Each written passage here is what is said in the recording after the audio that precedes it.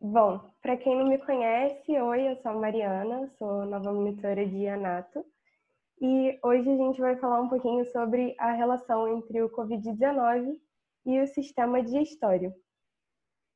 Bom,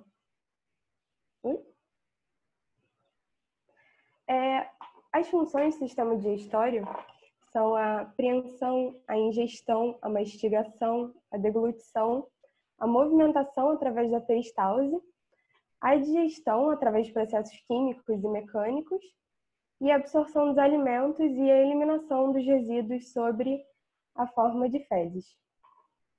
O sistema digestório ele degrada os alimentos e prepara eles para serem utilizados pelas nossas células. O sistema digestório ele é dividido em duas porções. Ele é dividido em canal alimentar, ou trato gastrointestinal propriamente dito, que é um trato contínuo e é o canal que conduz os alimentos ao longo de todos os órgãos que constituem esse sistema digestório. Ele começa na boca e termina no ânus, e os órgãos que compõem ele são a cavidade oral, a faringe, o esôfago, o estômago, o intestino delgado, o intestino grosso, o reto e o canal anal. E aí, a segunda divisão seriam os órgãos ou glândulas anexas. A gente tem as glândulas salivares, que ficam dispostas em pares, né? A gente tem um par de parótidas, um par de glândulas submandibulares, um par de glândulas sublinguais, o fígado, o pâncreas e a vesícula biliar. E aí eu vou falar um pouquinho mais sobre a anatomia em si. O processo de digestão, ele começa na boca. E aí, depois dos lábios, né, a gente tem a cavidade oral. E dentro da cavidade oral, a gente tem o assoalho, que fica embaixo da língua. Os dentes, um palato duro, que é o limite superior. O limite inferior seria o assoalho. A gente tem um limite posterior, que seria o palato mole, ele ficaria aqui. E o palato mole ele é composto pela úvula, a campainha que fica no final da garganta, né? O arco palato faríngeo, que fica um pouco mais para trás aqui, perto da faringe. O arco palato glosso, que fica mais próximo às tonsilas palatinas, que seria a última parte. E as tonsilas palatinas a gente conhece como as amígdalas. E um órgão muito importante que está dentro da cavidade oral é a língua, e ela é muito importante para o sistema digestório, para o sistema gastrointestinal, porque ela é importantíssima no processo da mastigação, né? E da deglutição, ela empurra o bolo alimentar para o esôfago e para a fala também e para o paladar, né? E a língua ela tem estruturas também que fazem, conseguem fazer esse sentido, né? O paladar, são as papilas gustativas. E elas são divididas também em 4 tipos de papilas: as circunvaladas, as filiformes, as fungiformes e as folhadas. E aí, aqui um pouco mais para baixo, a gente tem a faringe, que é um órgão comum do trato respiratório e do trato digestório. E aqui na faringe, aqui no caso seria a orofaringe, a gente pode fazer... A gente já tinha visto, né, na outra aula de diagnóstico de COVID, que o COVID ele pode ser testado de 2 maneiras, né? Pela sorologia ou pelo teste de RT-PCR. E quando você faz o teste de RT-PCR, para fazer esse teste, você colhe um swab, né, na nasofaringe, que é o mais comum colher na nasofaringe, mas pode também colher na orofaringe, que seria aqui atrás, lá no fundo da boca, né, lá no finalzinho. Depois da faringe, a gente tem a epiglote, que é muito importante aqui, porque ela bloqueia o bolo alimentar de cair no trato respiratório. Como o esôfago ele está posterior à traqueia, quando o bolo alimentar passa, ele desce a epiglote como se fosse uma portinha e não deixa o bolo alimentar cair no trato respiratório. E aí, depois da epiglote, a gente vê que o esôfago, como eu disse, o esôfago, ele fica posterior à traqueia e, através da peristalse, ele conduz o bolo alimentar da boca ao estômago. O esôfago, ele é composto, ele tem porções também, ele pode ser dividido em porções. A primeira porção dele seria a porção cervical, a segunda porção dele seria uma parte torácica, tem uma parte pequenininha aqui que seria diafragmática e uma outra parte pequenininha que é a parte abdominal. O esôfago, ele conduz o bolo alimentar pela peristalse, que são basicamente movimentos de contração e relaxamento, que vão empurrando o bolo alimentar ao longo do trato. E a peristalse, ela está presente ao longo de todo o trato gastrointestinal. Aí, depois do esôfago, a gente entra no estômago. O estômago, ele está na região superior esquerda da cavidade abdominal e ele também é dividido em porções. Ele se localiza imediatamente abaixo do músculo do diafragma, né?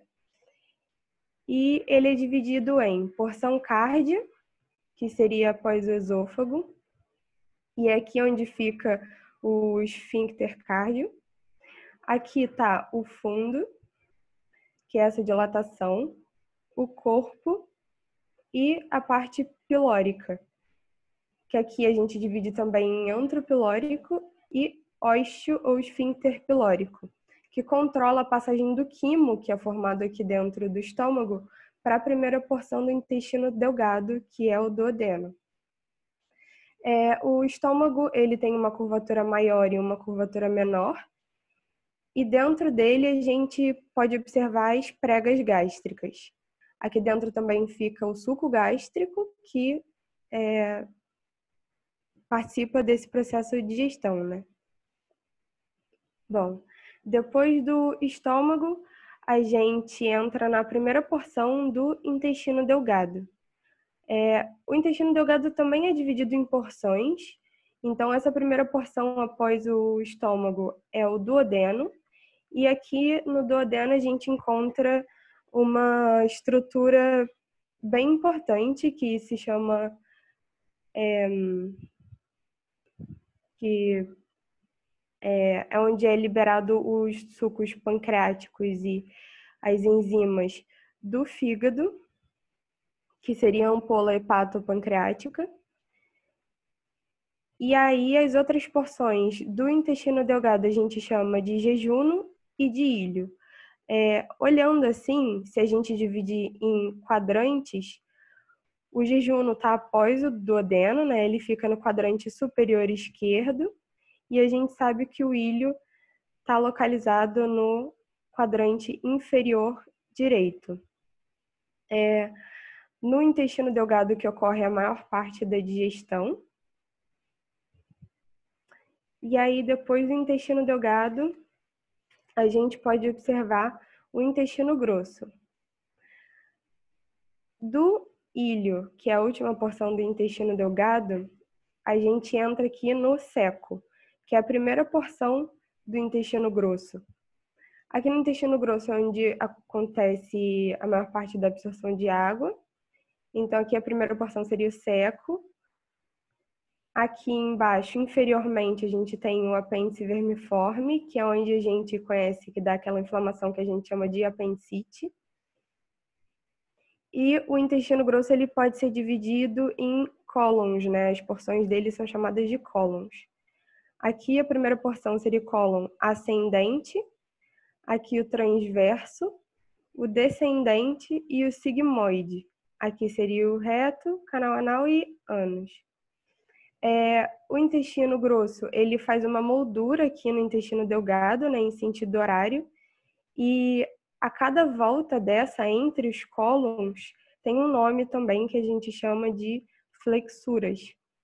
As flexuras, elas têm seu nome dado pela relação próxima com um órgão. Essa aqui a gente chama de flexura hepática, pela relação próxima com o fígado. E aqui seria a flexura esplênica, pela relação próxima com o baço. E agora eu vou falar um pouquinho mais dos órgãos ou glândulas anexas, né? A primeira que eu vou falar é o pâncreas. O pâncreas a gente pode falar que ele é uma glândula mista, né? Porque ele tem uma função endócrina e uma função exócrina. Ele se localiza aqui posteriormente ao estômago e uma de suas funções, né, o que a gente vai falar aqui, é que ele produz o suco pancreático, que vai ajudar na degradação dos alimentos, né, da proteína, gordura, carboidratos, entre outros.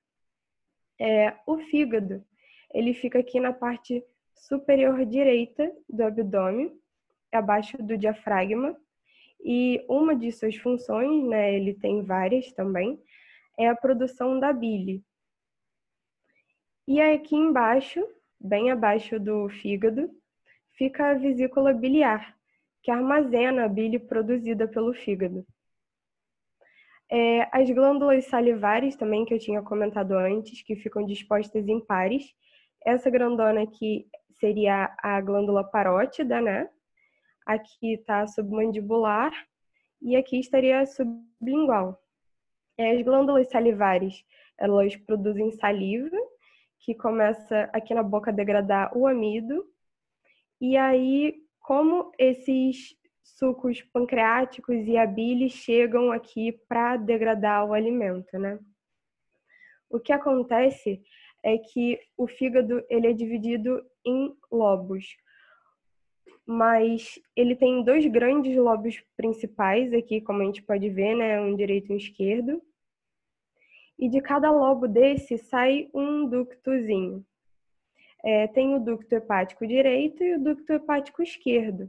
Eles se juntam formando o ducto hepático comum.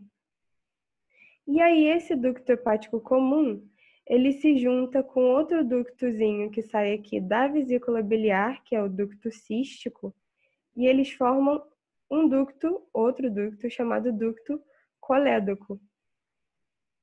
E aí daqui do pâncreas sai um ducto chamado ducto pancreático, que junto com o ducto colédoco forma aquela ampola que eu tinha falado que está aqui na primeira porção do intestino delgado, que se chama ampola hepatopancreática. Aqui é onde vão ser lançadas essas enzimas e o suco pancreático para fazer a maior parte da digestão que ocorre aqui no intestino delgado. Bom, sobre os coronavírus. Os coronavírus, eles são um grande grupo de vírus e a sua estrutura ela é formada por um núcleo de material genético envolvidos por picos de proteínas spike. E esses spikes, né, em volta desse vírus, conferem uma aparência de uma coroa, e em latim, coroa é corona, então por isso é chamado de coronavírus. O SARS-CoV-2, que causa essa nova doença, né, o Covid-19, e ele é desse grupo de coronavírus. E aí, como ocorre a infecção pelo Covid-19? Quem viu na última aula, a gente teve uma boa discussão sobre isso, né, sobre esse sistema, e aí eu vou falar um pouquinho sobre isso. O gene da ACE2, que em português seria ECA2, ele expressa o RNA mensageiro que orienta a produção de uma enzima conversora de angiotensina 2, que no caso o GNS2, ele expressa um RNA mensageiro que orienta a produção de uma enzima de mesmo nome, né? Não é a mesma coisa, são coisas diferentes. E aí, essa angiotensina 2, ela é encontrada em vários tecidos do nosso corpo e ela está altamente expressa nos tecidos renal, cardiovascular, gastrointestinal, respiratório e até em menor proporção no tecido hepático lá nos hepatócitos. Essas proteínas spikes presentes na estrutura do vírus são responsáveis por se ligar a esses receptores do tipo 2 da angiotensina e nas células humanas, né? E assim eles conseguem entrar na célula introduzindo material genético e provocando danos a esse órgão-alvo.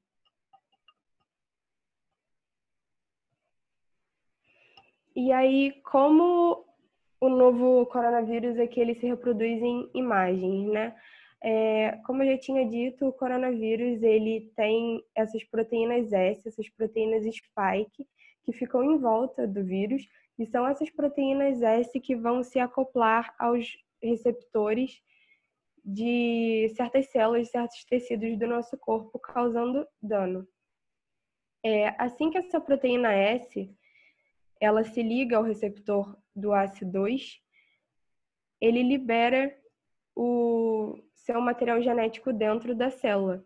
Então, o vírus chega em um tecido de algum sistema específico, se, por exemplo, vamos supor que seria o sistema respiratório, então ele vai chegar numa célula do sistema respiratório, ele vai ligar essa proteína spike no nosso receptor da nossa célula específica, encaixa essas proteínas S, se acopla e libera o seu material genético dentro da célula. E aí, uma vez que ele introduz o RNA nessa célula, a nossa célula, ela pensa que esse material genético é dela próprio. Então, ela começa a criar milhões de cópias por pensar que esse material genético é dela. Então, quando ela começa a criar várias cópias desse material genético do vírus, os componentes se agrupam para formar vírus completos, eles matam essa célula e vão infectar outras. E aí, cada vírus, eles podem criar entre 10.000 e 100.000 cópias, fazendo esse rápido processo de infecção. E aí, as descobertas sobre o SARS-CoV-2, né, sobre o Covid-19, tudo que a gente sabe agora é sobre epidemias anteriores, né, causadas pelo coronavírus, na SARS, na MERS, e agora a gente tem estudado bastante o que tem acontecido nos outros países e o que tem acontecido até agora, né, no Brasil. E aí, embora o SARS-CoV-2 ele provoque mais comumente sintomas respiratórios, alguns estudos comprovam que algumas pessoas infectadas apresentam também sintomas gastrointestinais, né? E aí a diarreia é o sintoma mais comum. Mesmo a diarreia sendo o sintoma mais comum, a gente pode ter outros sintomas, né? Os principais que foram relatados foi dor abdominal, náusea, mas em menor quantidade. E aí, nesses pacientes que têm diarreia, eles também foram observados com anormalidades nos exames hepáticos. Mas nesse mesmo artigo, nesse estudo, sugeria que essas alterações hepáticas, essas enzimas elevadas no exame de sangue, podiam ser confundidas com reações adversas a diferentes agentes farmacoterapêuticos. Então, alguns medicamentos que aquele paciente pode estar tomando por causa da evolução do Covid-19, por causa da doença, que poderiam estar causando essas anormalidades nos exames hepáticos. E aí também foi observado em um menor percentual de pessoas sintomas como a anosmia, né, que é a perda parcial ou total do olfato, e a ageusia, que é a perda parcial ou total do sentido do paladar. E essa ageusia também estava nesse estudo sendo conectada à náusea e inapetência, né, a falta de fome, e a dor na garganta, mas que a dor na garganta pode ser por causa do sintoma da tosse também, né, que os pacientes de Covid têm tosse intensa. E aí, nessa conversa, a gente vai ver a relação existente entre Covid e a diarreia, assim como a sua relação com as anormalidades hepáticas. E aí, o Covid e a diarreia. Como a gente viu nos slides anteriores, a ACE2 que é essa enzima que está altamente expressa nos tecidos gastrointestinais, a gente encontra ela nas células do intestino delgado.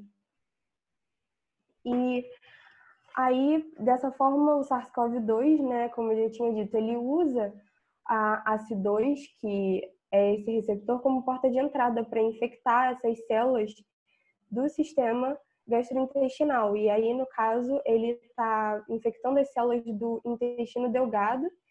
E como o nosso corpo ele reconhece que tem algo de estranho, ele modula as atividades, né? Acaba que o vírus consegue modular as atividades do órgão, provocando algumas anormalidades, como a diarreia. A diarreia ela é o sintoma de manifestação mais comum quando a gente fala de sintomas gastrointestinais. E nesse artigo dizia que a diarreia ela foi reportada aproximadamente de 1/3 a metade dos pacientes, mas que todos os pacientes que apresentavam diarreia tinham uma forma mais leve de COVID, que não eram pacientes graves. E que, apesar de não ser usado para diagnóstico, né, como a gente viu o diagnóstico do COVID, ele ou é pela sorologia ou é pelo RT-PCR. Então, apesar de não ser usado para diagnóstico, foi detectado também a presença de vírus em fezes dos pacientes infectados. E aí sugere uma rota fecal-oral, né, que pode ser um possível modo de transmissão. O Covid-19 e as alterações hepáticas. Como está presente em vários tecidos, né, a ACE2 ela também é encontrada nos hepatócitos, que são as células do fígado. Dessa forma, o vírus entra nos hepatócitos e começa a provocar lesões ali nesse tecido do fígado, levando ao extravasamento de duas enzimas muito importantes dele, que é o aspartato aminotransferase, AST, e bilirrubina total. E as quais apresentam níveis elevados nos exames de sangue realizados nos pacientes que participaram desses estudos. Apesar de eu ter falado, né, que nesse mesmo estudo disse que essas manifestações, né, dessas enzimas hepáticas elevadas poderiam estar sendo causadas pelos agentes farmacoterapêuticos que esse paciente podia estar fazendo uso por causa do tratamento do Covid-19.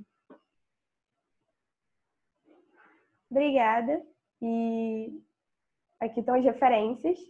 Eu posso passar os artigos depois também que a gente usou.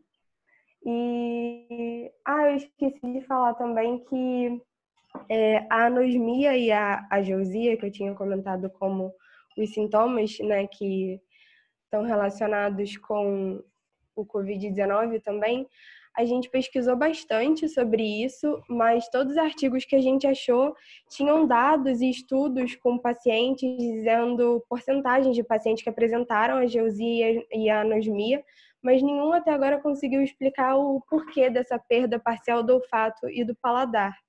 E é isso. Obrigada. Bom, Mariana, foi ótima a sua revisão aí Pode compartilhar a tela, que aí dá para nos vermos. Isso. Bom, você fez uma bela, parabéns pela apresentação, você e a Márcia, né? Obrigada. Conseguiram resumir e foram bem objetivas no que eu queria que mostrasse mesmo. E é isso aí, a gente faz uma breve apresentação, só para a gente dar uma citada, e depois a gente discute alguns pontos importantes do artigo que vocês pegaram, né? E do que vocês apresentaram.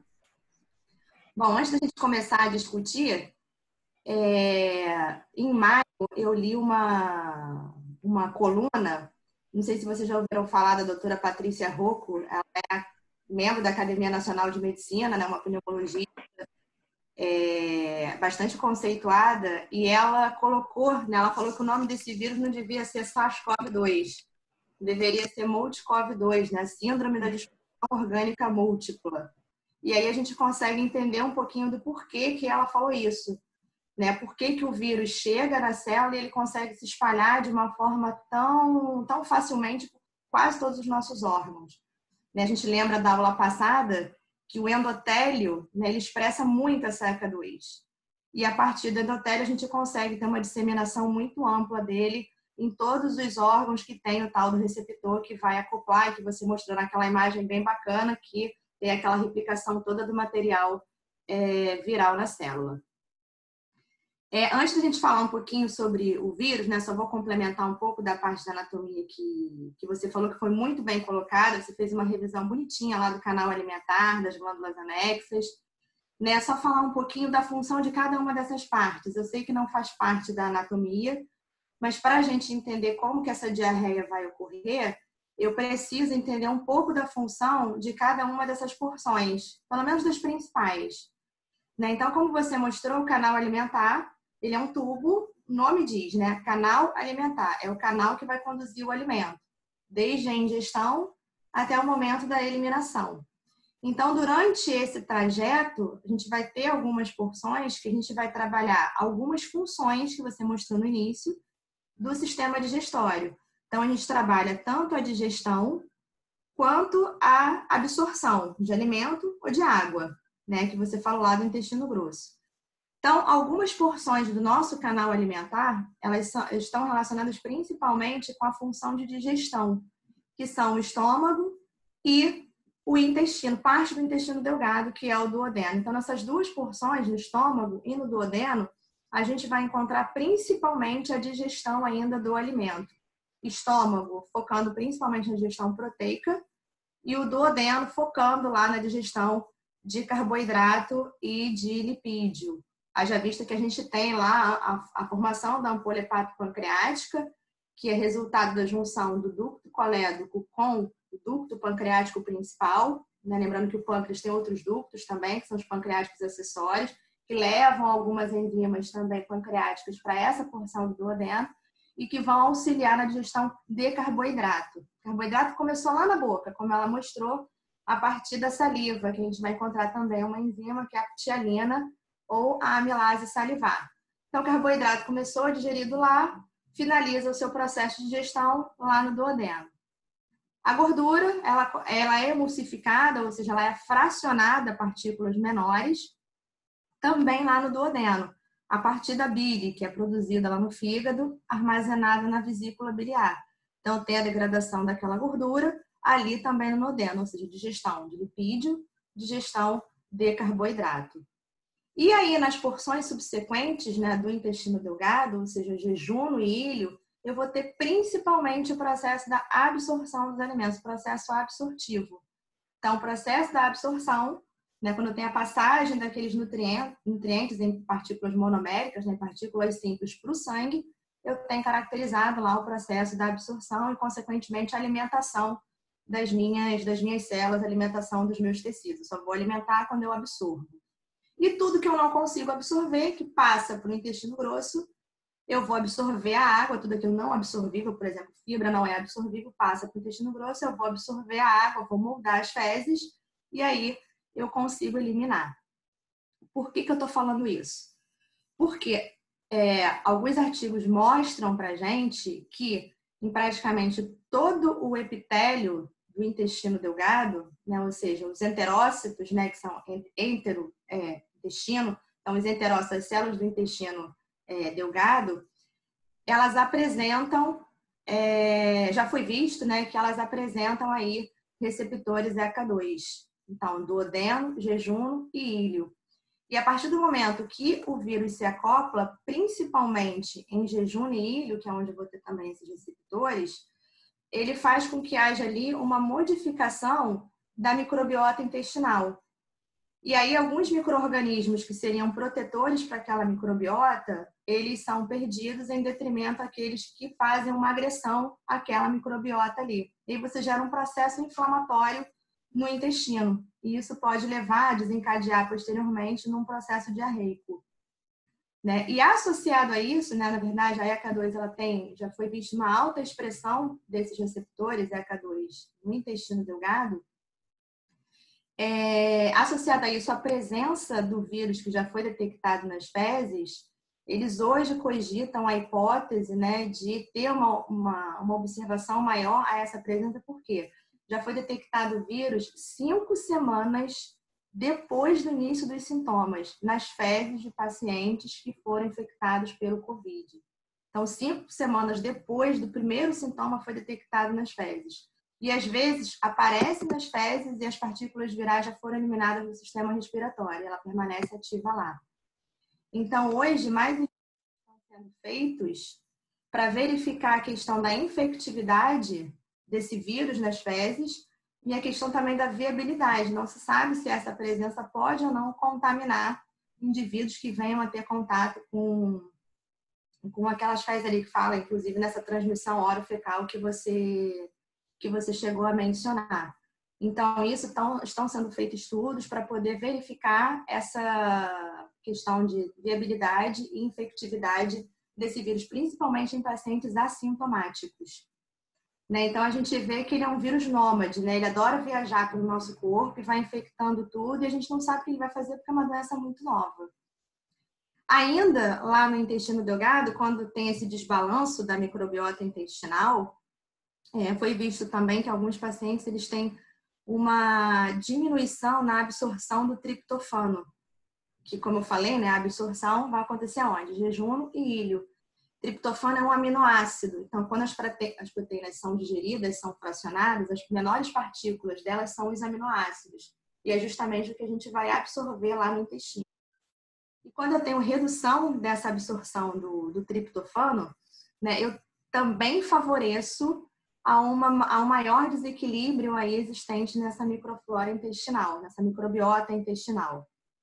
E quando se repõe esse triptofano, a gente consegue normalizar, né, essa microbiota. O triptofano, como eu falei, é um aminoácido essencial, ou seja, eu não consigo produzir no meu corpo, eu preciso ingerir esse triptofano de uma fonte externa, vem de alimento, né? A gente tem fontes de triptofano, a banana é uma fruta que é riquíssima em triptofano. O triptofano é um aminoácido que é precursor da serotonina e da melatonina, né? Então, a serotonina aí muito vinculada a essa questão de controle de estresse, depressão, alterações de humor, né? E hoje se fala que, aí trazendo para o lado da nutrição, né, pacientes que são infectados e que tenham a presença desses sintomas gastrointestinais presentes, sendo a diarreia o principal deles, né, são 3 que eles colocam como muito frequentes.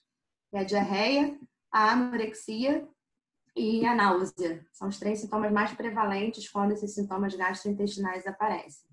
E aí, dando triptofano, parece que a gente regula a microbiota intestinal e aí você consegue normalizar essa questão inflamatória do intestino e diminuir um pouco a questão da diarreia no paciente. Ou então a administração de probióticos, que a gente ouve muito falar, né, nos chamados probióticos, que são micro-organismos vivos, benéficos, que vão favorecer ali a própria composição da microbiota de micro-organismos que seriam favoráveis àquela manutenção da homeostase ali dos enterócitos.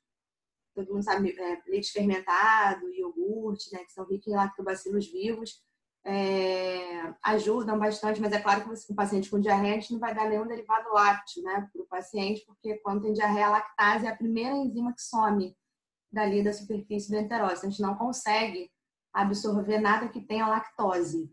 Ou seja, a lactose está presente, sem a lactase, a gente intensifica mais ainda aquele processo de diarreia.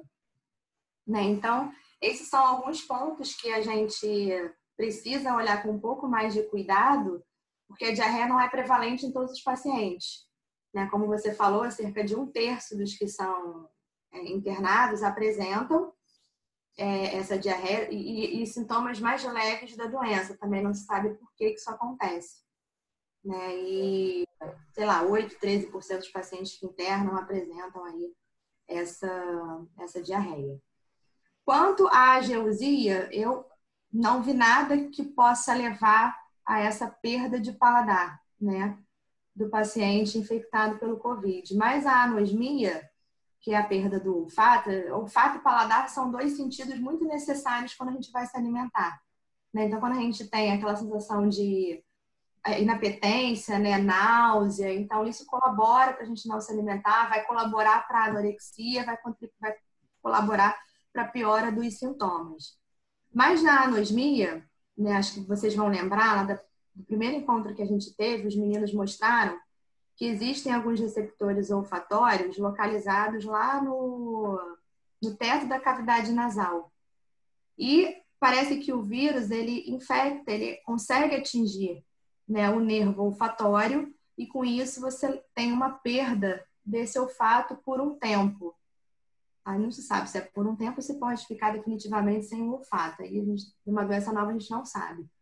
Né? Então, esse tem um porquê. No paladar, eu não sei. Eu só sei que tem uma das papilas que a gente encontra na língua, que são as papilas filiformes. Isso aí eu vou chutar, eu, Bianca, que estou falando. Ali tem alguns receptores, né, que são sensíveis ao toque. Então, quando a gente morde a língua que dói, a gente sente essa dor por conta desses receptores presentes nas papilas filiformes. A mesma coisa quando queima a língua. Você não sente dor quando queima a língua? Porque tem esses receptores que vão identificar a dor. Não sei se pode haver algum contato, se eles podem ficar alterados, e aí você tem uma perda do paladar, mas seria só de uma papila, isso não está relacionado às outras papilas, então não sei como isso pode acontecer. Né? O que a gente sabe é que a diarreia é o mais prevalente e a anorexia também por conta dessa perda de olfato, dessa perda de paladar, que vai levar à inapetência e a perda de peso muito rápida do paciente. Diarreia a gente perde líquido. Né, e se não repor líquido e nutrientes também, né? A gente tem uma perda grande de eletrólito e se não repor a gente perde peso de uma forma muito rápida, né? Então eu tinha para acrescentar e a gente pode ir conversando, debatendo sobre dúvidas que vocês tenham, sobre colocações, né? Tem o professor Diogo, a gente tem o professor Felipe também na sala querendo acrescentar alguma coisa sobre essas complicações gastrointestinais que a gente encontra aí na evolução, na progressão da doença. E dúvidas de vocês, né, claro. Eu posso comentar em cima do que você falou? Pode. Então, você falou algumas coisas aí, e aí eu fiquei aqui com a língua coçando para comentar, né? Mas esperando você terminar. Sobre a infecção intestinal, ela realmente é bem caracterizada, tem alguns artigos. Tem um artigo experimental que tentou investigar possíveis animais que tivessem também COVID, né, por SARS-CoV-2, né, COVID-19, desenvolvessem a infecção, para que depois a gente possa estudar como é que se dá essa infecção em animais, fazer em animais algumas coisas que a gente não consegue fazer em homens, né? E aí eles infectaram gatos, cachorros, porcos. Tiveram algumas espécies aí que eles selecionaram, os animais que eventualmente são usados como modelos animais, para infectar. Desses, a maioria não se infectou, só os gatos se infectaram. Depois, aí é um outro artigo que mostrou que tem alguns roedores que também podem desenvolver, mas o mais interessante é que em cães, por exemplo, os cães não desenvolveram, não são um bom modelo para se estudar a COVID-19, mas eles infectaram as células intestinais fizeram replicação viral e eles eliminaram partículas virais não viáveis, né, mas proteínas virais, nas fezes durante semanas. Ou seja, no caso dos cães, eles não estão propensos a ter uma infecção clínica, né? Mas não tiveram nenhuma infecção respiratória, nem eliminação de vírus pelo trato respiratório. Mas pelo trato digestório, sim. Quer dizer, o SARS-CoV-2 consegue, no caso dos cães, infectar as células intestinais, se replicar, né, e ser eliminado, mas não de forma que isso chegue a causar uma diarreia, né? Então, assim, você vê que esse vírus ele não tem, a gente achava que ele tinha uma propensão por células pulmonares no começo, né? Essas foram as primeiras informações, hoje a gente já viu que não. Ele se replica não só em células pulmonares, mas se replica fartamente em células intestinais. Essa passagem aí de intestinal foi uma acusação, principalmente em crianças, parece que ele tem propensão de se replicar em células intestinais em crianças, e isso facilitou muito aquela infecção na Itália das crianças que não foram para a escola, mas os pais foram trabalhar, então eles deixavam as crianças com as vós, né, com as nonas, e essas crianças não têm sintoma, a maioria não tinha sintoma, né? Não eliminava o vírus pela cavidade oronasal, isso foi pesquisado lá, mas eliminava fartamente o vírus pelas fezes, e os avós, na hora de trocar fralda, na hora de ajudar a criança na higiene depois de defecar, né? Muito comum a criança não sabe, os avós se contaminavam e a gente viu um grande massacre de idosos mentais. Então, isso sobre a contaminação intestinal. Além disso, tem uma outra coisa, você falou muito de bactéria e tal. Ainda não está muito certo, não está muito comprovado, mas já tem alguns... Na verdade, eu acho que não está muito bem entendido, mas já tem fortes indícios de que esse vírus, o SARS-CoV-2, faz uma forte interação com o... Entrou alguma tela aí. Acho que o Felipe vai compartilhar alguma coisa. Ah, tá. Faz uma forte interação com bactérias, especificamente o gênero de Prevotella, que é uma das bactérias mais prevalentes no intestino humano, né? Uma das bactérias saprófitas, né? Então, ali, normalmente, no intestino humano, é uma das mais prevalentes. Em alguns países é a mais prevalente, em outros é a segunda ou terceira mais prevalente, né? E ela parece que tem uma forte interação com esse vírus. Não se sabe ainda direito se o vírus infecta também essas bactérias ou se as bactérias estão combatendo o vírus de alguma forma, ajudando, mas o fato é que parece que ele tem uma forte interação com bactérias, especificamente com esse gênero. Uma outra coisa que corrobora essa interação entre o SARS-CoV-2 e bactérias é o fato de começarem a haver, mesmo em cavidade oral, né, onde a gente tem também grande número de bactérias, ativação das cascatas CRISPR-Cas. O que é isso? Né? A sopa de letrinhas que a engenharia genética usa para cortar DNA e cortar RNA de células que a gente quer intencionalmente desligar um gene num rato para ter um modelo experimental. A gente comumente usa essa cascata enzimática, né, chamada de CRISPR-Cas, né? E, na verdade, o CRISPR é um trecho genético que, quando se ativa,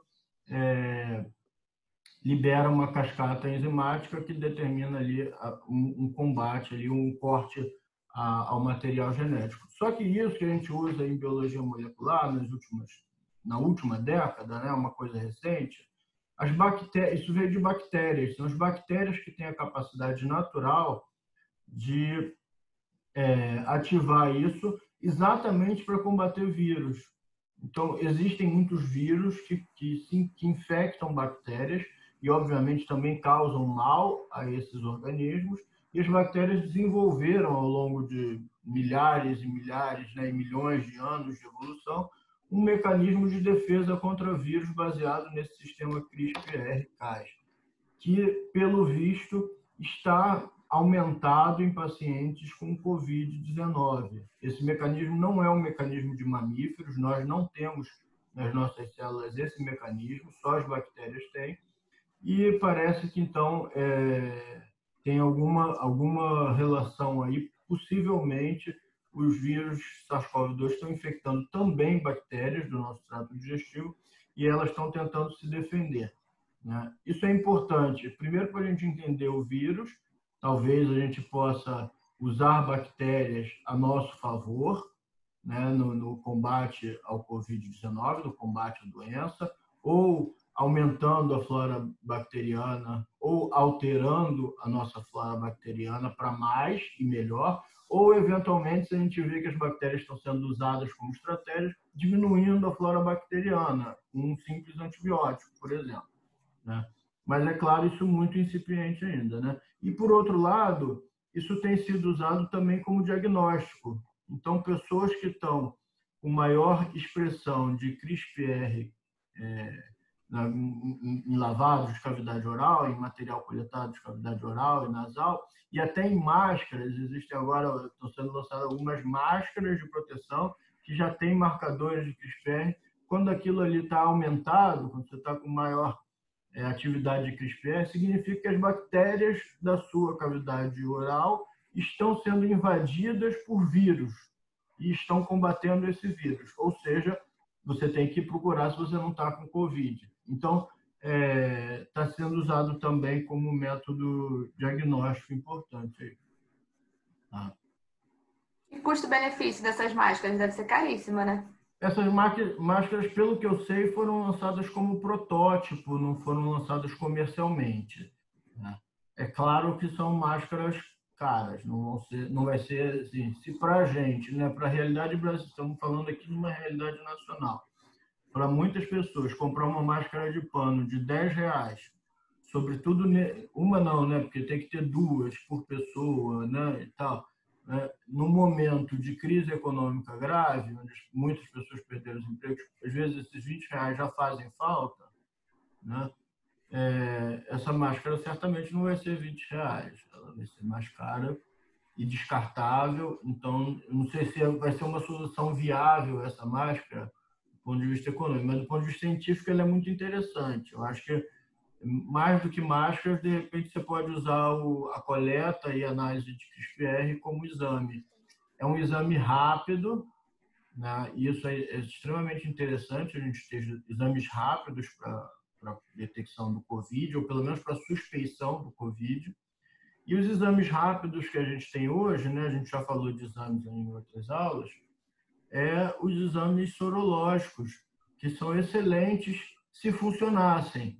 Mas o problema desse exame sorológico, aí é a catástrofe do ser humano, né? O ser humano tem a capacidade de roubar em ventiladores no momento de maior pandemia dos últimos 100 anos, pelo menos, né? E a gente roubando ventiladores e, enfim, e envolvendo crises políticas e matando negros à torta e à direita sem motivo, né?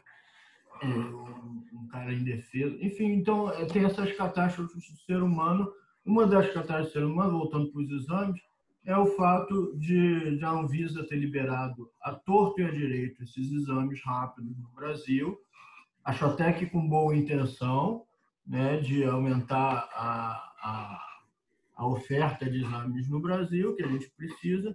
Só que o problema é que não testou esses exames e muitos vieram praticamente, lembra aquela história da pílula de farinha, né? Lembra dessa? Não sei se vocês são jovens, não sei se vocês lembram, se os alunos lembram essa história, mas teve algumas décadas uma fábrica que teve um erro e vendia pílulas anticoncepcionais sem o princípio ativo, né? As pílulas geralmente vêm com farinha, mesmo vêm com um pó, que é um pó que só faz o comprimido, mas tem o princípio ativo.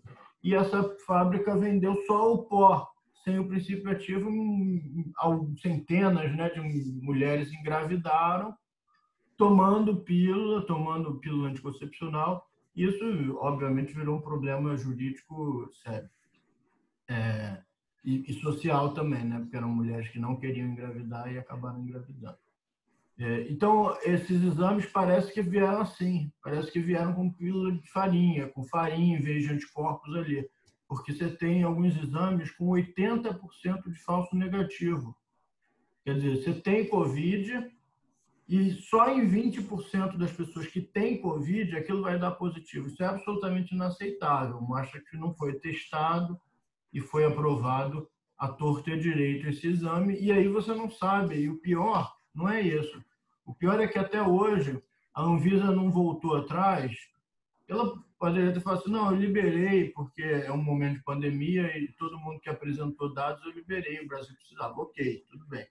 Mas agora a gente já viu que tem exames melhores e tem exames horrendos, né, de 80% de falso negativo. Então já passou da hora, na verdade, da Anvisa retirar esses exames do mercado e dizer claramente para o consumidor, para os médicos, para os enfermeiros, para as próprias farmácias que estão vendendo esses exames diretamente para os pacientes, quais são os exames melhor avaliados e quais são os pior avaliados, para que a gente não compre esses exames de 80% de falso negativo. Mas também não fez isso. Então, desculpa aí, fui misturando os assuntos, fui falando.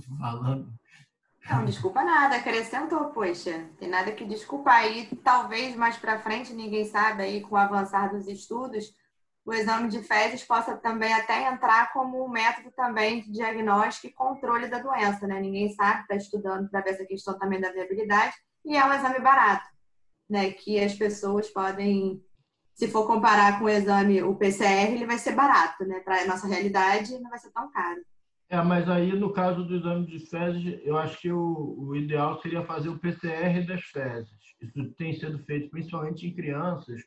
Em alguns países tem se coletado o PCR não só da cavidade nasal, né, como é praxe para adultos, mas também coletar fezes. E aí, eu lembro que eu fiz um estágio no laboratório de virologia no meu primeiro ano de faculdade, então faz muito tempo.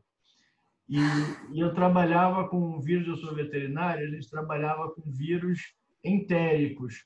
Então, era uma dificuldade enorme trabalhar com fezes, porque as fezes vêm realmente muito contaminadas, com o resto de material orgânico não digerido, resto de material digerido, né, com fibras ingeríveis que saem das fezes, muitas bactérias, né, características das fezes, tem uma flora bacteriana enorme, e aqueles vírus lá que a gente ficava tentando pescar, né, para fazer a seleção desses vírus e estudar. Então, é muito difícil trabalhar com vírus em fezes, por isso muitos não coletam o PCR das fezes por dar possivelmente falso positivo, né?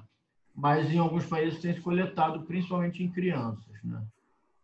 Entendi. E para vocês que são enfermeiros também, na hora de manipular também o paciente que esteja com alguma contaminado com vírus, isso é muito importante, né, na hora da manipulação, porque ninguém sabe se isso realmente, como eu falei, né, a questão da viabilidade, da transmissibilidade dos pés, ninguém sabe se ela é tão transmissível quanto a transmissão pelo contato, né, oral, contato de mucosa. Ninguém sabe ainda se isso acontece. Não se tem certeza, mas eu acho que nesse caso deve-se considerar que é tão transmissível pelas fezes quanto pelo trato respiratório. Então, realmente tem que ter cuidado, né? Não é à toa que os enfermeiros são os mais infectados, né, dentro dos profissionais de saúde, porque são eles que estão do lado, são eles que, mesmo o paciente entubado, alguém precisa ir lá e aspirar a secreção do paciente.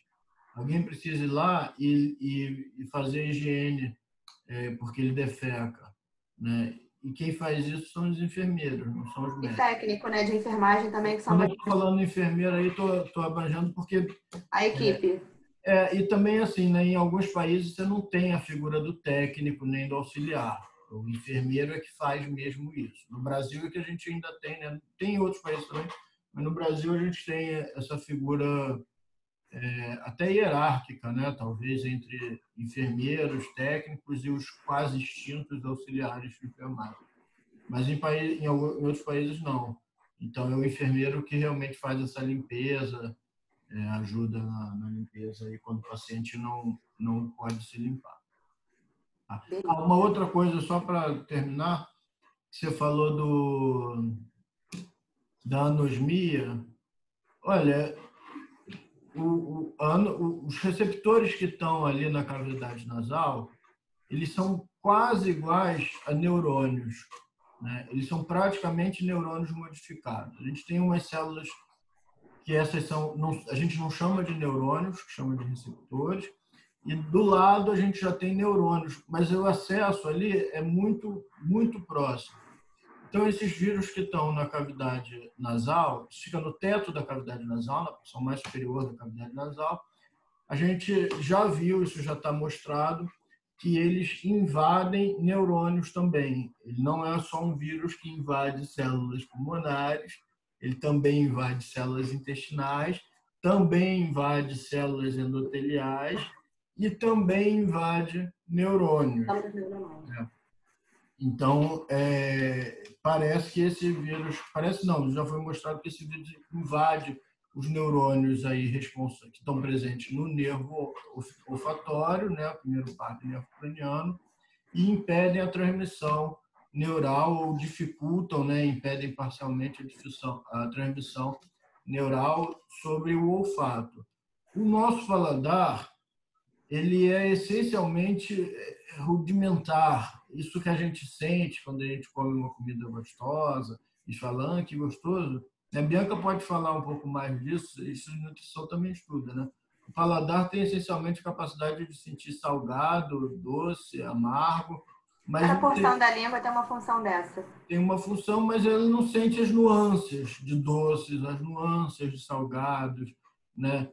Isso tudo é sentido principalmente pelo olfato. A gente, quando acha uma comida gostosa, obviamente, primeiro a gente vê e é influenciado pela visão, a gente sente o cheiro dela no prato e é influenciado pela olfação pura, mas depois que a gente coloca ela na boca, aquilo que a gente chama de paladar não é só paladar, é uma mistura de paladar e principalmente de olfato, né? O cheiro importa muito mais do que o paladar. Tanto que quando a gente está com o nariz entupido fortemente, né, e sem se conseguir sentir cheiro, a comida não tem graça. A comida perde a graça, fica tudo igual, né? Por quê? A gente não perdeu nada do paladar. A gente perdeu a capacidade de sentir cheiros. Então, eu não sei se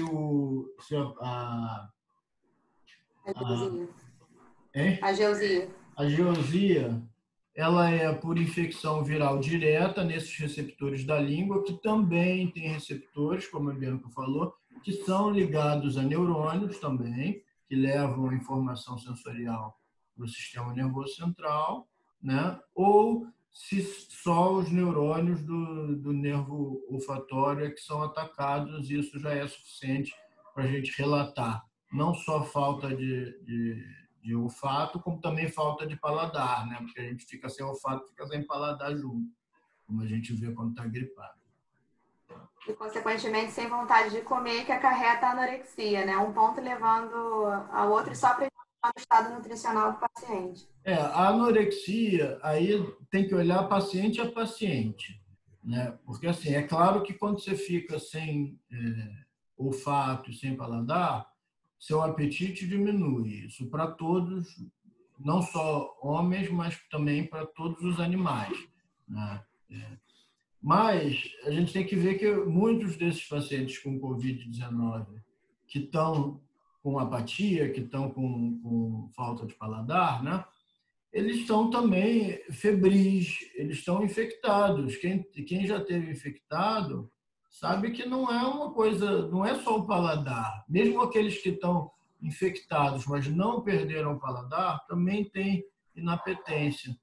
Eles também têm apetite diminuído, porque eles estão ali infectados. Quem já teve gripe, por exemplo, a gripe, né, o vírus da influenza, ele não altera o nosso paladar diretamente e nem o nosso olfato diretamente. Às vezes ele provoca coriza, né, e atrapalha o nosso olfato. Mas diretamente, como o SARS-CoV-2, ele não faz isso. E mesmo assim, quando a gente está gripado, a gente perde o apetite, né? Todo mundo fica assim e tal, precisa de uma outra pessoa para vir fazer uma sopinha, né? Insistir e tal. Então, é assim, a gente perde o apetite porque está doente, não é porque... Quer dizer, é também porque a gente está sem olfato e sem paladar. Mas é um conjunto de fatores. É um conjunto, a pessoa está doente ali, né? Uhum. E, obviamente, isso aí precisa mesmo de alguém para estimular. Se a pessoa não consegue se autoestimular, precisa de alguém para estimular, porque a alimentação é fundamental para sair da doença, né? Até porque a gente precisa também se alimentar para aumentar a imunidade e poder combater também o ponto de infecção. Então, assim, é todo um conjunto, né, que vai contribuir para a melhora do estado nutricional daquele paciente que, porventura, venha estar infectado. Então, é uma coisa somando a outra. Então, se ele invade a gente também tem que combater para tirar ele de dentro da gente, né? E essas bactérias aí que o Diogo falou, também, se porventura pegar o vírus, a gente também, quando tem a diarreia, a gente também elimina. O problema é que também não pode tomar um medicamento para travar a diarreia, né? Porque senão a gente vai continuar com o vírus dentro da gente. A diarreia, às vezes, até ajuda a eliminar bactérias, né? Que porventura venham a ter o vírus acoplado. É difícil entender o mecanismo de ação desse vírus. Mas e vocês? Tem alguma coisa para acrescentar, para falar, tirar dúvida, mostrar alguma experiência? Não sei se algum de vocês está em algum hospital, em contato com gente que estejam infectados. Quero ouvir um pouquinho de vocês.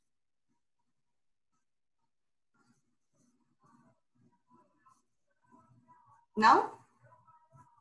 Eu estou botando o. Eu não sei se está todo mundo podendo. Deixa eu ver se pode. Pode. Não, porque eu não sabia se o Vai. microfone estava liberado. O próprio professor Felipe acho que teve algum problema, teve que sair e voltou agora. Acho que ele teve um problema na sala. Mas se ninguém quiser falar mais nada, aí a gente encerra o encontro de hoje. Na semana que vem, eu vou falar um pouquinho da obesidade, vinculada aí à infecção pelo vírus. Depois já não me lembro mais. Eu acho que é o exercício físico e depois, para finalizar, a gente vai falar da questão da amamentação e gestação relacionada à infecção aí pelo Covid-19. Quer dizer, pelo SARS-CoV-2, né? Ok? Comentou alguma coisa aqui. Ele está na unidade, ele está em atendimento, a conexão é ruim. Com alguns pacientes lá, casos leves. Legal, ele participou da sala, queria agradecer, né, a presença aí do Felipe, por estar participando conosco.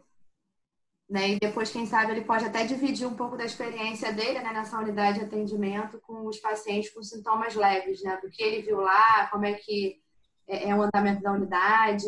Pode ficar à vontade para participar das nossas conversas aí durante esse período de isolamento social. Parabenizar mais uma vez a Mariana e a Márcia pela apresentação, que foi bem legal, bem bacana, fizeram uma boa revisão do sistema digestório. Né, os meninos novos que não viram ainda, elas praticamente deram a aula para mim, me economizaram, falaram as porções bonitinho. Né, acho que vai me economizar até de dar essa aula, tô brincando. Mas foi muito bem apresentado. Parabéns, meninas, pela dedicação aí, o esforço de vocês. Aliás, parabenizar a todos, né? Os monitores, essa foi uma atividade que eu tive a ideia, joguei para eles e eles abraçaram fortemente a ideia de pegar artigos, chegar aqui e discutir um pouquinho esses artigos com a gente. Né? Então, eles escolheram os temas, eles estudaram os temas e vieram falar. Então, todos eles estão de parabéns por abraçarem a ideia, por estudarem e dividirem um pouco do que aprenderam com a gente, né? Com todo mundo, porque o conhecimento é diário. A gente não nasce, ninguém nasce sabendo, né? A gente vai aprendendo pouco a pouco, dia a dia. Tá bom? Então, se ninguém tem mais nada para falar, me despeço de vocês. Tenham um bom final de semana, né? Na esperança aí da vacina, né? Que dê certo aí nos voluntários, e aí a gente tem um caminho um pouco menor a percorrer para surgir a validação mesmo. Estou na esperança. Bianca, Oi. Já tem programa para as outras semanas. Eu queria sugerir que falasse de vacinas, de tipos de vacinas. Isso seria legal, né? Eu também acho. Pode ser para julho. Eu vou montar direitinho, aí a gente vê, né, para alguém abordar para a gente. Vacina é bacana. Né? Como que é, né? Todo um protocolo até chegar efetivamente a vacina propriamente dita, que se demora muito, tem a fase de testagem, está em teste ainda, né? E aí que dê certo. Agora eu tô com esperança. Não esperava nem chegar no Brasil, essas para teste, mas chegou, então vamos agarrar.